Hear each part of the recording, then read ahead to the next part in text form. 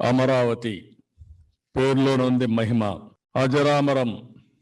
అమరావతికి చావు లేదు. ఎవరన్నా చంపాలనుకున్నా, అమరావతిని దెబ్బతీయాలనుకున్నా వాళ్ళ ప్రయత్నాలన్నీ కూడా కుట్టిల ప్రయత్నాలుగా మిగిలిపోతాయి తప్ప ఎవ్వరు ఏమీ చేయలేరు. అమరావతికి ఒక చరిత్ర ఉంది. మనం అందరం గుర్తుపెట్టుకోవాల్సిన అవసరం ఉంది. ఒక ప్రాచీన నాగరికతకు చిహ్నం, శాతవాహనుల రాజధాని. విభజన తర్వాత మనకు చాలా సమస్యలు వచ్చాయి. ఎక్కడో రాజధాని తెలియదు, ఆదాయం లేదు, ఉద్యోగాలు లేవు. ఈ రాష్ట్రానికి ఒక మంచి సిటీ కూడా లేని పరిస్థితి.